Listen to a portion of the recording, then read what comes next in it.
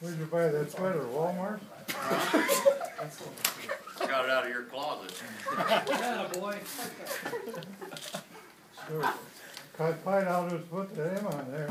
Actually, I bought it for $12. I'll take it out of your retirement fund. He's going to retire? We'll go ahead and get started. Coach will start. He'll go over our signees briefly, and then we'll open up for questions. So, Coach, when you're ready, the floor is yours. I think first of all, I want to, you know, as you go through a recruiting process, it's always challenging, and you're trying to get players who are a good fit for our university, and you know, there's a lot of people that I can thank, and you know, first of all and foremost is our university's done a great job, and when we brought kids on campus, from admissions to academics to all the people involved in the university, our administration, the president, have been very supportive in the recruiting process, and we're very appreciative of that.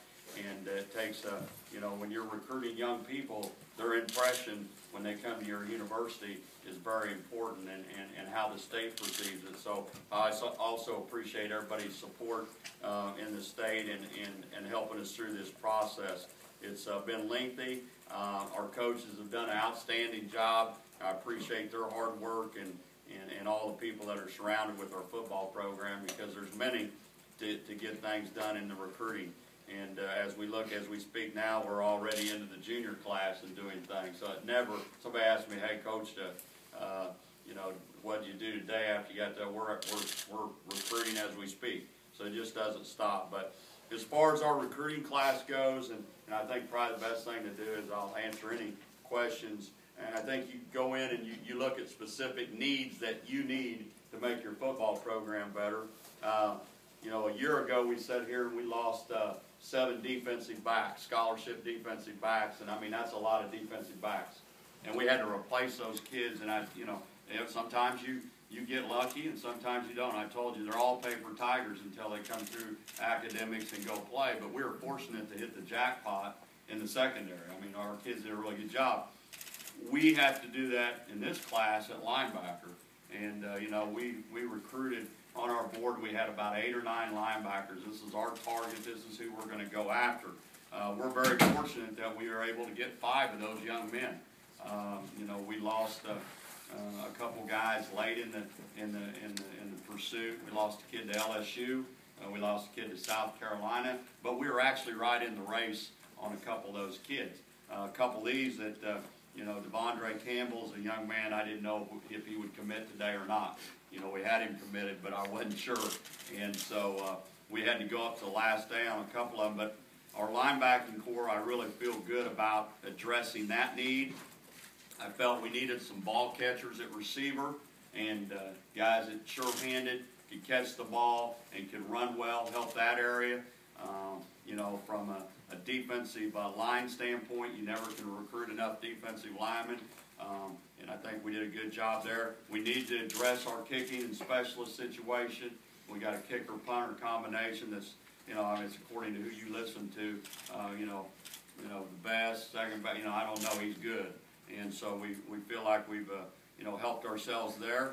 And you know, from an offensive line standpoint, you know, we got a large group of kids that are coming back. But you know, we're very fortunate.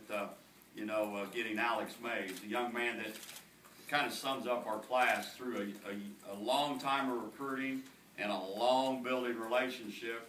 Had the determination yesterday not to stay at home and go to Baylor University or Oklahoma University at the last second.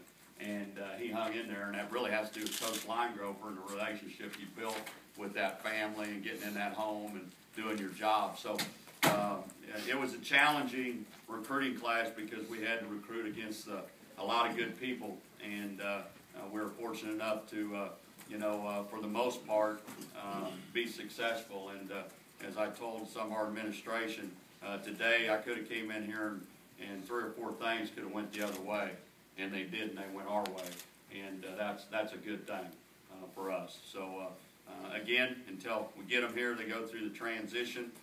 We'll see how it all turns out. I would tell you last year's recruiting class has turned out pretty good because I think we played 11, 12 freshmen in the bowl game, plus the ones we got redshirt are going to play in our program. We feel very good about it. So hopefully, you know, this class will, you know, will continue to move that along.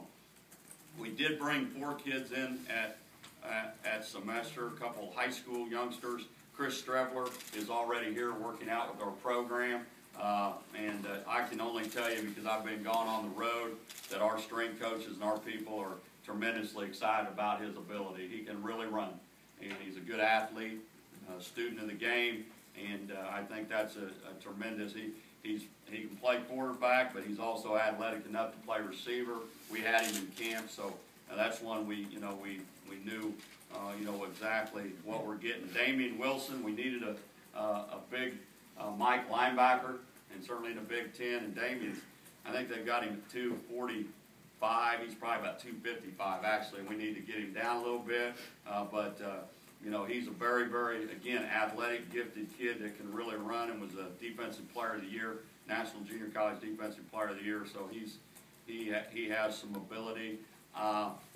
Somebody that's not mentioned in here, I wanted to make sure he's not a signee for this year. He was last year. We brought him in at semester, is Jordan Hinonosa, defensive tackle, and Jordan's doing a good job in the off season, and he's gotten started here and doing a good job. And then I think there's and then Hank Epke is the brother of the other Epke, and he's on the same track as the other one is, because Hank, I seen today, and he's smiling about ear to ear, and he's already put on 12 pounds since he's been here. And if you remember, his brother came in at 250, and he's about Scott came in at 245, and he's 285 now. So, I mean, they're growing young men. So, Hank's gonna, he's a defensive end.